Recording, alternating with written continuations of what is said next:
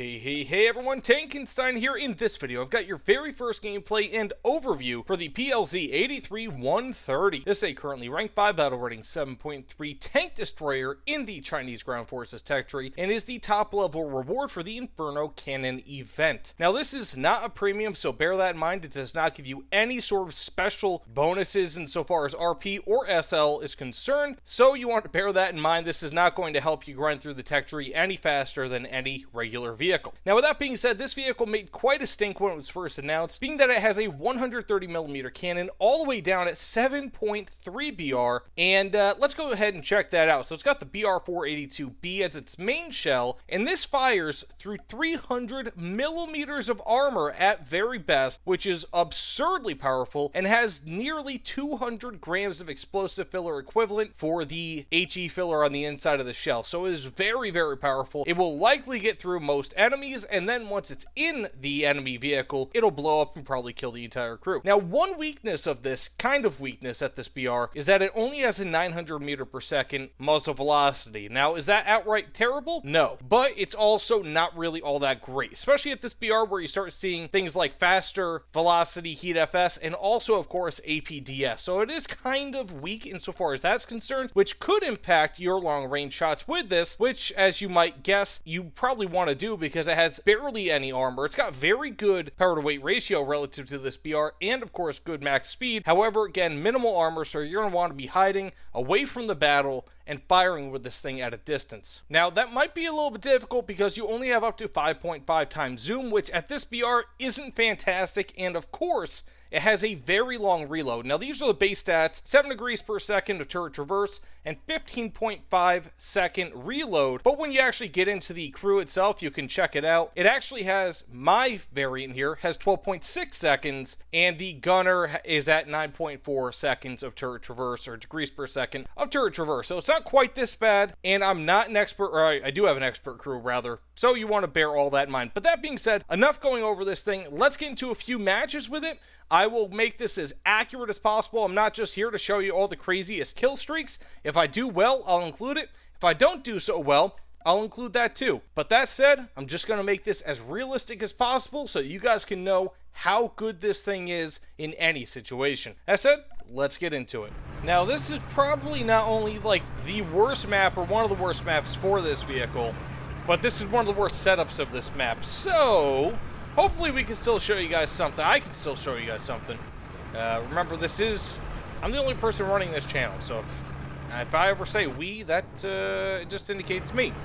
So that said, I mean, it does have a pretty slow turret traverse. Not absolutely terrible, but definitely not ideal. But again, if you're playing this thing as you probably should be, at a range, it probably won't matter all that much. Otherwise, it's actually pretty quick going through town. Not bad. Not terrible. I'd say it's probably like a 6.5 out of 10 thus far insofar as mobility is concerned. At least relative to this BR. Might be a touch lower than that. Okay, we have an enemy tank right here. Looks like a nope, that's not a leopard. But it is a vehicle that I absolutely hate to have to fight. Not a fan of those, and I just got hit. Let's keep on moving up. Don't feel like being hit anymore. And we have a second kill. Not all too bad. The reload on this feels surprisingly good. Not bad at all. So I'm going to keep pushing up here. We have an enemy right there.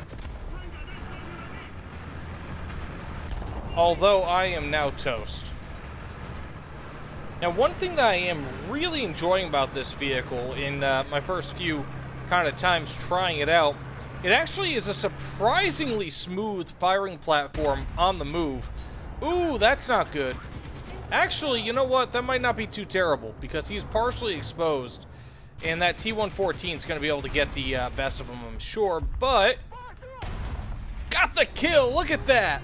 Got an ammo explosion. Now, actually, that's a very important thing to know here. Look how big the ammo rack is on this. Absolutely a huge ammo rack. And really is just not going to make life easy for me. And we had an enemy tank. Oh, I got the AML-90. Holy guacamole, that was not expected. I was trying to go for that T something or the other. Or IS something or the other, whatever the heck Stalin named it. Like I said, this is a pretty stable firing platform. Like, wow, on the move too, man. Well, that's what I mean, like, it's stable on the move. We got this guy over here. If he doesn't notice me, I should be able to get a nice kill. You know, barring anyone else coming over. And it didn't matter that he didn't notice me, because he got killed anyways. And also, before you guys ask, this thing is fully traversable, 360 degrees, although, of course, it will take quite a long time before you can actually turn it the entire way around the tank turret. So one really negative thing that I do notice about this vehicle is that it has a ridiculous... Wow. Wow.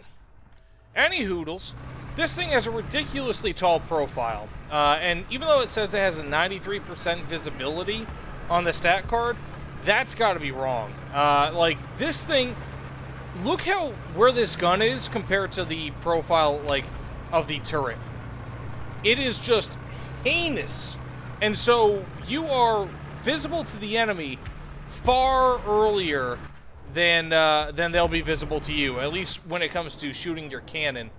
Also, this thing only has -5 degrees of turret traverse, which is, or not turret traverse, but rather cannon depression, which is also not good. There he is, the Yak Panzer IV that I missed, or didn't really miss, but didn't kill before.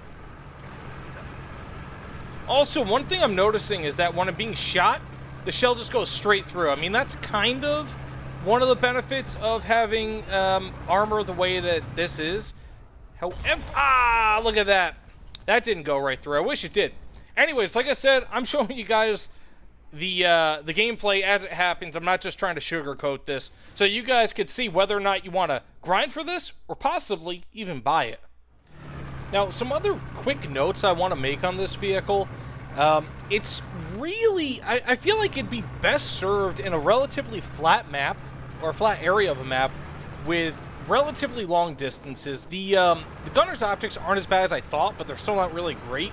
They're just decent, and with some cover. So if we have like a large-ish map with cover and it's relatively flat to compensate for that mediocre -5 degrees of turret or gun elevation, I feel like this thing could be really, really good in those instances. But until then, it's just kind of a niche vehicle in some ways. Okay, we have ourselves a kill versus a T-29 right through the front of the mantlet. Not too bad. It's always a nice showing when you can shoot right through the front of one of those things. And right through the front of that thing, obviously it's going to happen. We have an enemy over here somewhere. Gonna wait until I reload. Now, like I said, the reload really isn't all that bad, but it just simply isn't all that good either. One of the things with this vehicle in particular is that it just, like, this is one of the, in my opinion, this is probably one of the best guns at this BR, between its capability for DPS, or, I shouldn't say DPS, but, you know, between its capability for just outright destroying an enemy. Like, you have some vehicles with armor pen that's similar to this, but they are solid shot, you know, or they might have something else that's weird with them. Maybe they have longer reload. And this vehicle seems to be better than that. It definitely does not have a terrible reload rate, and its post-pen damage is phenomenal. Now, this is not how you should be playing this vehicle, by the way. This is not a smart way to be playing this. You should be playing it at a range, though, again, it does have very, very nice mobility. We have, what is that, a T-26? Doesn't really matter. T-32, right through the front end of that thing. Like I said, this thing is gnarly. But it also has really, really bad armor. Okay, we have an enemy, looks like, right there. He's alive. Now he is not. He is gone. So, one thing I have noticed... Okay, we might have someone over here. one thing I have noticed about this vehicle is that the vertical cannon, like the speed, is actually really, really nice. To the point where it almost acts like a makeshift stabilizer on this thing. It's surprisingly good. And, I mean, like, look at this. I'm not exactly sure exactly how quick that is, just because I kind of forgot to look over the last match, but it is very, very nice. Again, to the point where when you're on the move, it actually somewhat automatically stabilizes the cannon for you. Somewhat, not truly, of course. Ooh, you know what? I might be able to hit him with my HMGs. And we can. We have ourselves an HMG kill. That's always fun, especially with a vehicle like this.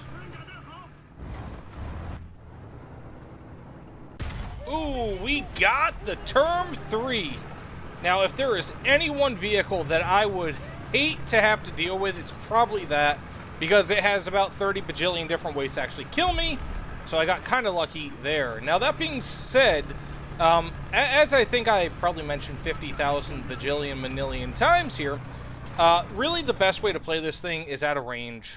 You're going to want to make sure that you are not really close to enemies, not to the point where it's like your reload rate matters. There's just so many things that you have to take into account with this. At a range, this might be the best vehicle at this BR. Quite honestly. It's that damn good. Close up? Maybe not. It's just not all that good close up, simply because it has minimal armor. Now, the minimal armor could in some ways work in its favor. Kind of like this, for example. It went right through and didn't really do much, and didn't even damage the ammunition, oddly enough. So you have to wonder. I mean, actually, that's one thing. I don't really recall ever having an ammo rack explosion on this thing. And I probably died around, I don't know, 15, 20 times. So it's, maybe not that much, but a good amount. You would expect at least 1 or 2 ammo rack explosions. But thus far, none have been seen. Very nice. We have a BM, whatever the hell that is, BTR. Always a fun kill. Now, again, that's one thing. Like, autocannons chew this thing up. It makes no difference how big the autocannon is. So long as that's what it is, you will likely die to it. Also, reload speed, or reverse speed on this is not that great. Not absolutely terrible, but it's only around 9 kilometers per hour, which isn't very good. Ooh, we have a vehicle trying to leave, and oh my goodness! The first failure of a side shot with this thing. He just doesn't even notice me. Am I gonna survive this? Oh my goodness! Holy cow, I'm dead. Wow. Wow. Okay, let's respawn and just finish up this video. That's unbelievable. That is not even almost unbelievable. That is unbelievable. Wow. So, in all, do I like this vehicle? Yeah, I mean, I do. Again, this is very reminiscent of the Object 120, the Russian TD that's actually shaped fairly similarly to this. This is a very similar playing vehicle. And so, because of that, is that an enemy right there?